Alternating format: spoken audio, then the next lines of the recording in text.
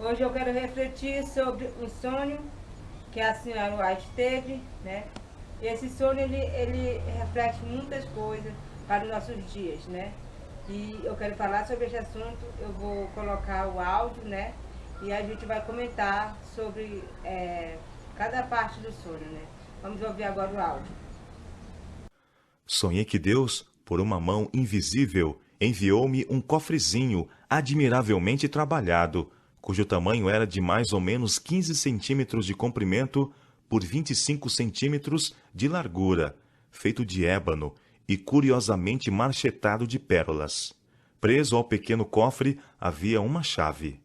Imediatamente tomei a chave e abri o cofre, quando, para minha surpresa, encontrei-o cheio de joias de toda espécie e tamanho, diamantes, pedras preciosas e moedas de prata e ouro, e de todo tamanho e valor, lindamente arranjadas em seus diferentes lugares no cofre. E assim arranjadas, elas refletiam luz e glória só igualadas pelo sol. Achei que eu não devia desfrutar esta maravilhosa visão sozinha, embora o meu coração estivesse mais que jubiloso ante o brilho, beleza e valor do seu conteúdo. Assim coloquei-o em uma mesa de centro, em minha sala, e anunciei que todos os que tivessem vontade podiam vir e contemplar a mais gloriosa e fulgurante visão nunca dantes vista pelo homem nesta vida. O povo começou a entrar, de início poucos em número, mas aumentou até tornar-se uma multidão. Quando no princípio olharam para dentro do cofre, exclamaram de gozo. Mas quando os espectadores aumentaram, cada um começou a mexer nas joias, tirando-as do cofre e espalhando-as na mesa. Comecei a pensar que o dono reclamaria outra vez o cofre e as joias de minhas mãos, e se eu permitissem que fossem espalhadas, jamais conseguiria colocá-las de novo em seus lugares no cofre como estavam antes. E senti que eu nunca poderia fazer face ao custo, pois seria imenso. Comecei então a apelar ao povo para que não as amanuseasse, não as tirasse do cofre. Mas quanto mais eu pedia, mais as espalhavam.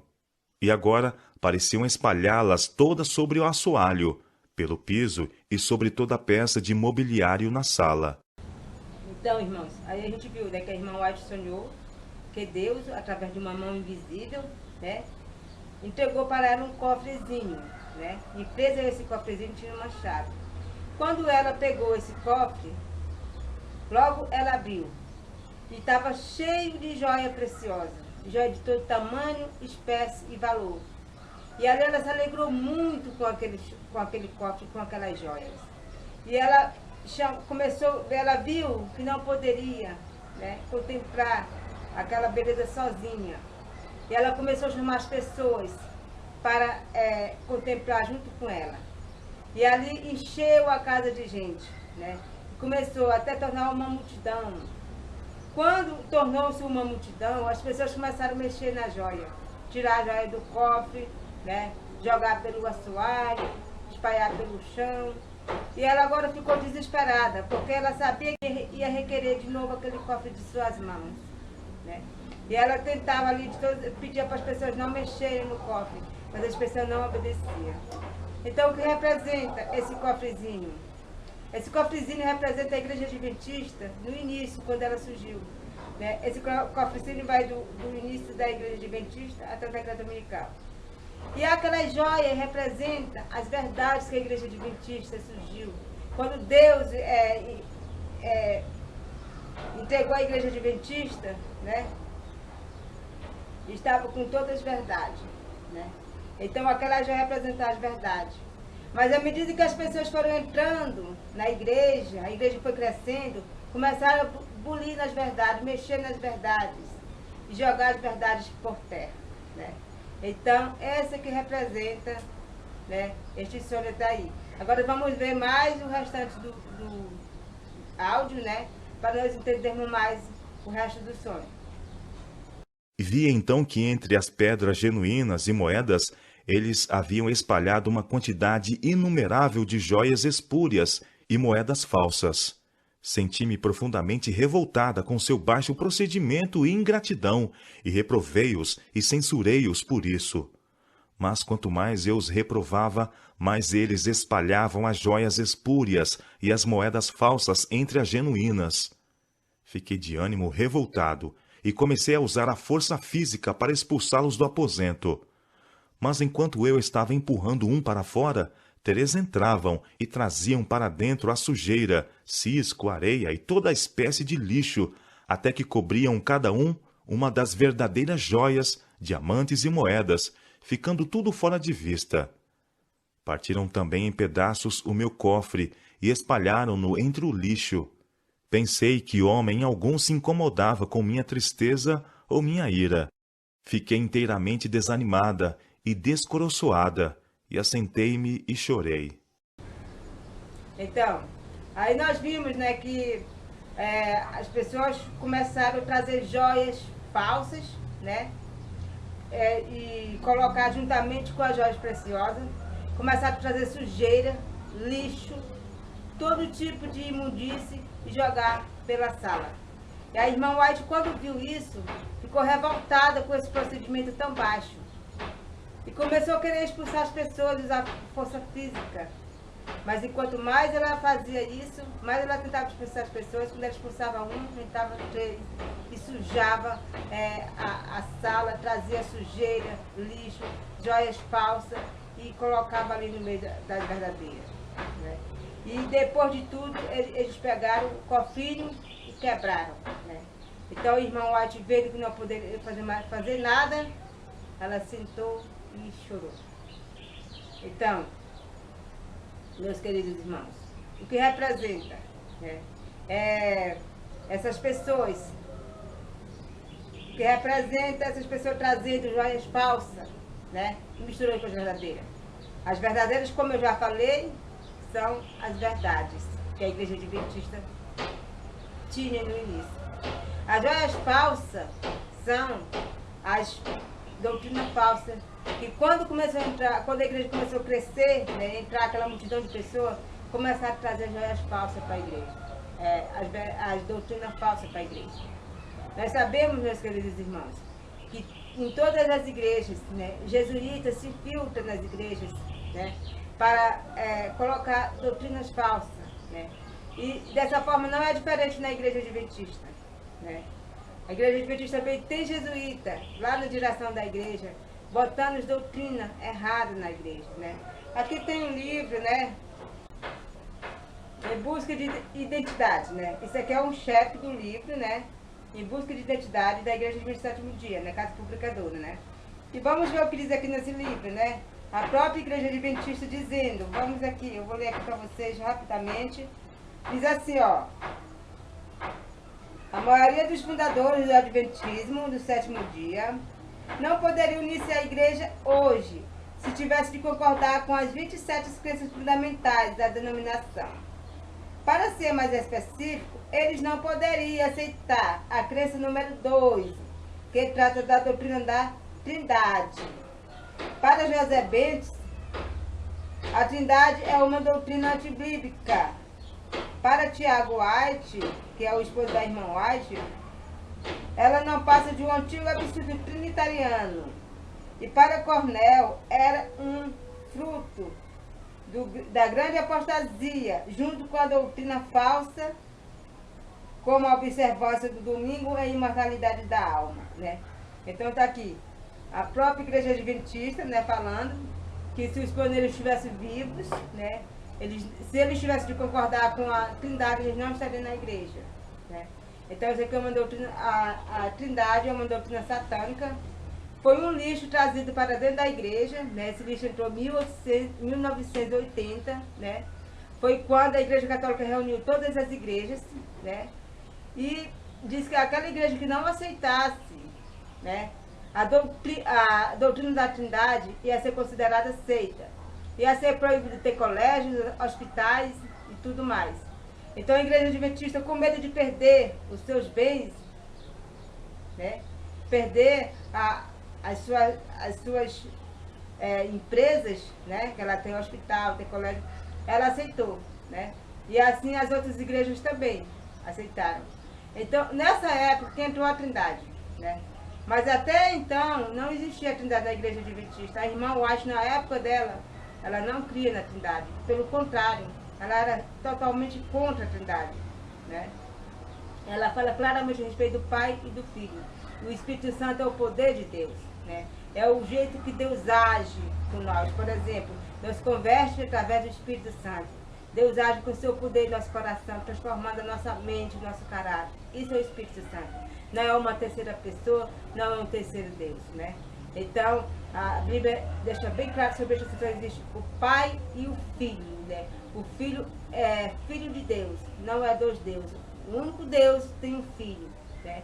Então, isso aí é outro assunto, mas eu só quero falar sobre esse respeito, né? E essa doutrina da Trindade é uma das joias falsas que entram na igreja, né? Irmãos, tem muitas pessoas que fazem movimentos por causa dessa doutrina, né? Lá no Maranhão tem um grande movimento, né? Que saíram da igreja por causa que não creem na Trindade. Quero falar que isso é muito errado. Eu sou adventista do sétimo dia. Eu não sou de nenhum movimento.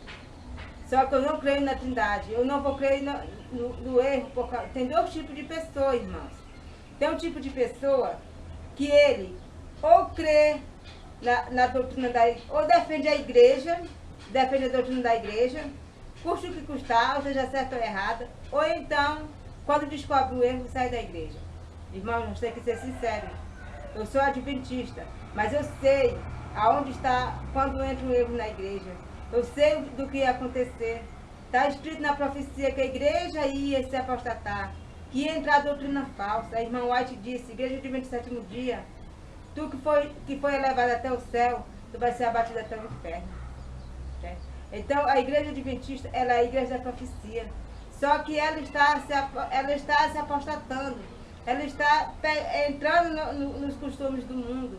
Né? Então, nós não devemos, na congregação adventista, defender o erro da igreja, irmãos. A Bíblia diz que só vai ser salvo, sabe quem? Aqueles que choram e gemem por causa da abominação que se comete no meio dela, no meio do povo de Deus. Nós devemos gemer e chorar, irmãos. Nós não devemos agora defender erro de igreja, se fanatizar por igreja. Nós devemos amar Cristo, irmãos.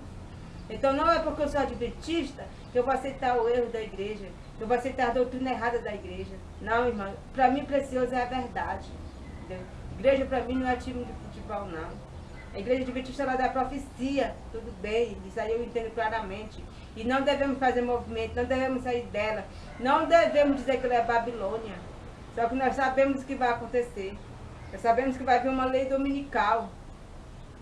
E a igreja não está preparada para permanecer firme. Se ela já está se apostatando agora, pegando doutrinas falsas, colocando, imagina quando chegar o decreto dominical. Então, essa igreja, como denominação, ela vai se apostatar. Mas o remanescente que está dentro da igreja, eles vão permanecer fiel.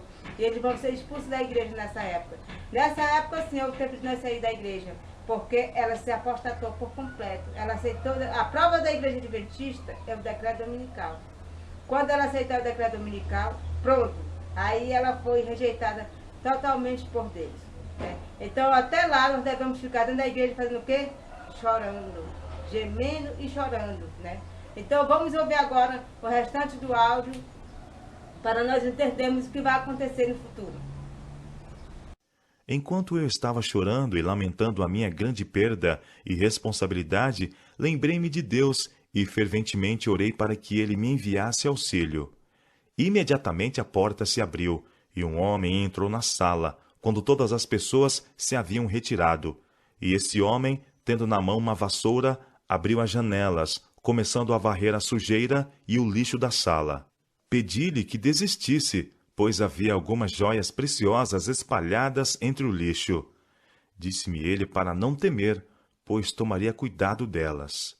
Então, enquanto ele varria o lixo e a sujidade, joias e moedas falsas, tudo saiu pela janela como uma nuvem, sendo levados pelo vento para longe.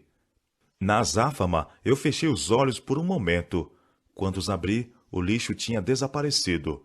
As joias preciosas, os diamantes, as moedas de ouro e de prata, jaziam espalhadas em profusão por todo o recinto. Ele colocou então sobre a mesa um cofre, muito maior e mais belo que o anterior, e ajuntou as joias, os diamantes, as moedas, as mancheias, e lançou-as dentro do cofre, até não ficar uma só, embora alguns dos diamantes não fossem maiores que a ponta de um alfinete.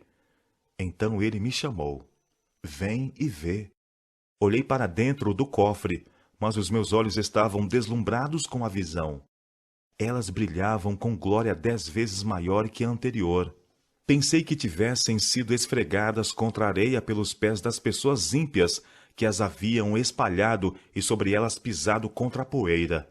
Elas estavam arrumadas em bela ordem no cofre, cada um no seu devido lugar, sem qualquer visível esforço da parte do homem que as pusera ali. Soltei uma exclamação de verdadeiro gozo, e esse grito despertou-me. Muito bem, irmãos. Aí, como vocês viram, né?